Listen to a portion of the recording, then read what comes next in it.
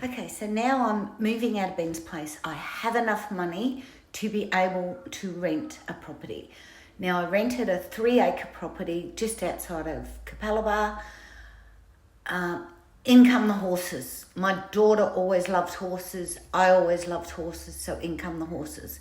But before I get into that, I really want to talk about my life within the Manly Hotel and as a bar attendant. Okay, so I'm going to touch on that for a little bit. Now, as a bar attendant, in a social environment, no matter where I am a big flirt. Put my hand up. But I flirt with males, females, children, everybody. Now, flirting is, I suppose, you can call it a form of manipulation. And yes, I say I'm not manipulated, don't manipulate people, but in these kind of circumstances, yes, I do. Now, I flirt, manipulate for the highest good, harm to none, and to be able to control a situation so that people don't get hurt and to get the outcome that I need. So when I first entered the hotel at Manly, yes, big flirt, big smile on my face, happy-go-lucky, loving life, loving everybody in the bar.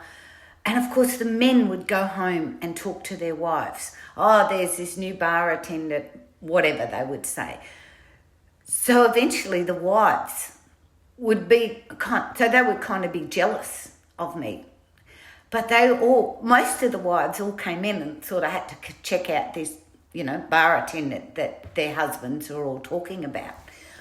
But over time, the wives knew that Loretta's our friend. She's got our backs. I remember often the wives would ring up into the hotel and they would get, one of the other barmaids would answer the phone and the men would say, no. They'd know it was their wife looking for them and they would say, no, tell her I'm not here. And the other bar attendants would do that. But when I would answer the phone and one of the wives would say, is my husband there? And husbands would be going, I'd say, yes, he is here. Here's the phone. And I would give it to them. So eventually they knew. So if they rang and would want to talk to their husband and they got one of the other bar attendants, they would say, could I please speak to Loretta? Is Loretta on shift? So they would ring and ask for me and say, is my husband there? I'd go, yeah, sure. And I would say to the guys, I am not going to lie to your wife about where you are. You're here. I'm going to tell them, do not expect me to lie for you. So I gained the respect of the wives, which was great. Other times, the wives would organise to pick their husbands up from the bar at, say, 5 o'clock in the afternoon. And I would see the wives pull up out the front. They wouldn't come in, but they would come out. I could see them outside the door.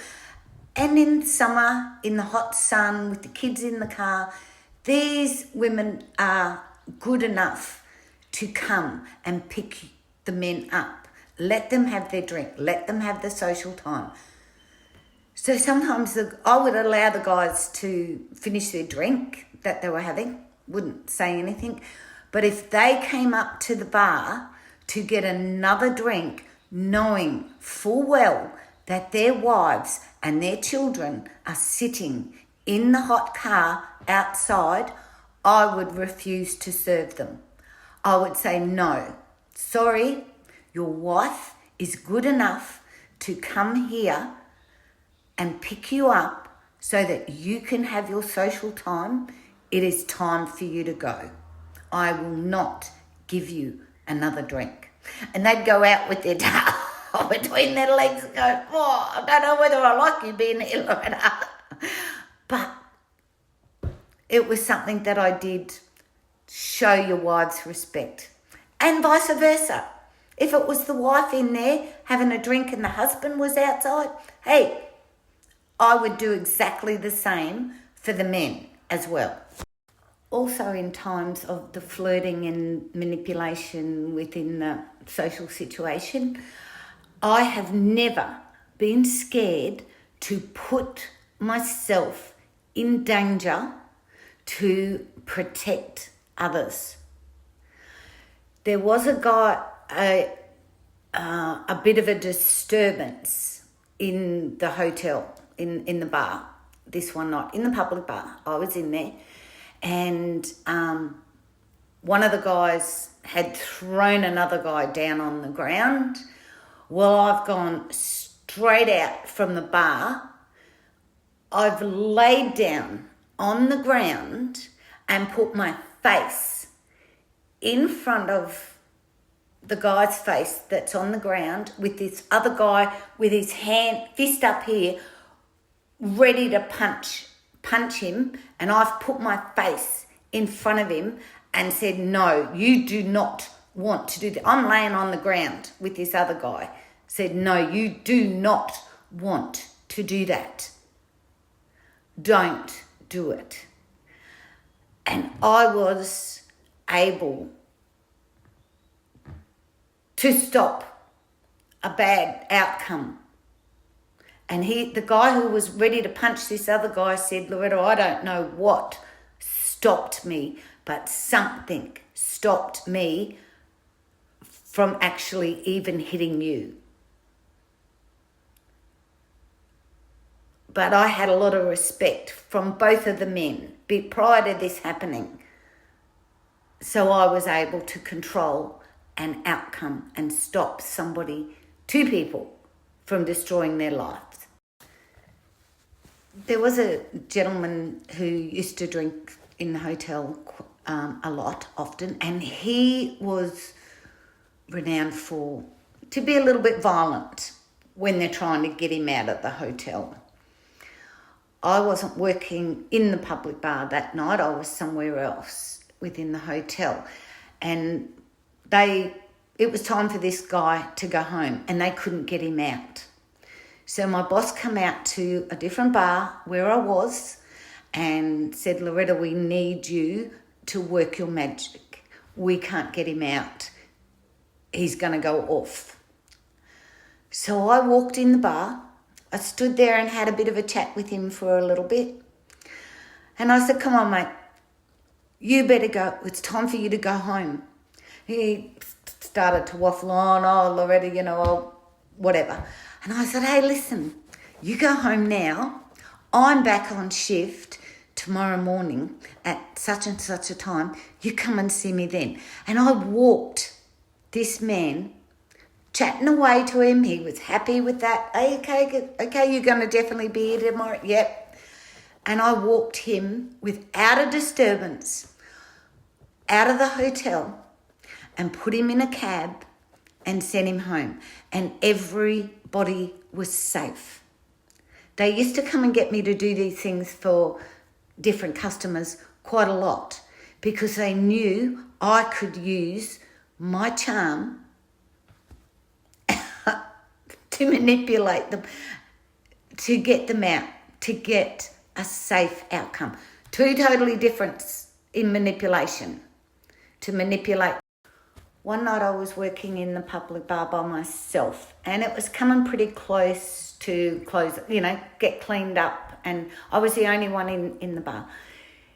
Now, there was a bunch of bikie guys that came into the bar. Now, they had been barred from the hotel. They were never allowed to come back in there. I'm in there all by myself. So I allowed the guys to have a drink. And yes, I knew a couple of them. So once again, I had control of the situation. And I said, you can come in. Yes, I'll serve you, have a drink. I wasn't going to tell a bunch of bikies that they're not allowed to have a drink with just me there all by myself. And anyway, my boss came in a little bit after these guys were in there, and they'd been in there for a while. They had one drink, that was all. And he said, How come you've let these bikies in here? You know they're not allowed. I said, do you think I am going to tell a bunch of bikies, I think there was about 15 of them at the time, that they're not allowed to have a drink and I'm here by myself? I have the situation under control. Do not worry about it. Go back to your office where you were. I will control the situation. And I did. The guys were great. I asked them to keep it into one section so they didn't make a mess everywhere. Yeah, sure, we'll do that for you, you know. It's all a matter of getting an outcome for the greater good. Now for some fun things that happened in the bar. All the old men that used to, because I used to work a lot of day shifts in the public bar, all the old guys in the public bar would come in every morning. They'd be waiting at the door for me to open the door. So I'd open the door and let them in. But what I would do, I would make them watch Mr. Squiggle in the morning. You know, the character that would draw drawings. And I would make them all sit there and watch Mr. Squiggle and what he was going to draw for the day. They loved it. They thought it was so much fun. When I first tried to make them do it, they had a bit of a bitch. I said, no, come on, we're watching Mr. Squiggle. What are we going to do? So I used to make all the old guys in the bar watch Mr. Squiggle and we'd have to guess what he was drawing. It was really cool. They did like it.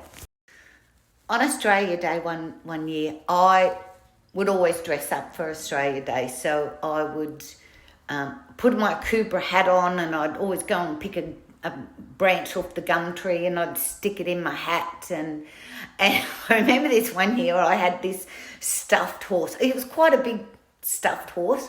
One of my friends had actually made it for me. So I took him in the bar too, and that was my Australian stock horse, I told everybody. But I was working in the public bar and we had a band out in the harbour and there was a bunch of kids out there. And one of the guys, the fathers of the kids, came into the public bar and he said, look, you look fantastic. He said, can you come out and just see the kids out in the harbour? And I went, yeah, sure. So anyway, the singer who was on out there, he sung Give Me a Home Among the Gum Trees. So I've got the kids all sitting around this table and we're all swinging on our chairs on the old rocking chair and Give Me a Home Among the Gum Tree to keep the kids amused. And anyway, I went in the bar and I had a sip of Coke. I had a drink on the bar that I was drinking, and one of my bosses, because there was a few bosses, one of my bosses come up and he's smelling my drink, and I said, no, there's no alcohol in there. I never drank. I said, I don't drink. And he looked at me and he said, so you're just naturally crazy, are you? And I said, yeah, that's me. The bar manager, or sort of the manager of the hotels, we used to call him God because that was his initials, G-O-D. And he'd organised some big function in the Clipper Lounge this one weekend. And it wasn't going very well. Nobody was having a good time. They were all sort of in their groups and everything. So he come and got me out of the public bar. He said, can you come out into this function? He said, I need to get it up off the ground. Nothing's going on. I said, yeah, sure, I'm in. So he come out, got me. We went out there. We started dancing together. Next thing, he threw me up on a table and I'm sort of dancing along in the middle because we had very strong tables, it had to be. Dancing in the middle of all of this table, and he'd come down and meet me down the other end, and then I'd jump off and he'd catch me and we'd continue dancing. And then we would stop dancing together. He would go and get a woman and I'd go and get a man and we'd get them up dancing. Well, within about half an hour, we had nearly the whole place up dancing and everybody had a good time. So after that, it was just a great function that people would come and do once a month or something, I think it was. But it was always me they would come and get to get everybody alive. Come on, have some fun. Lots of one big party. Let's enjoy it.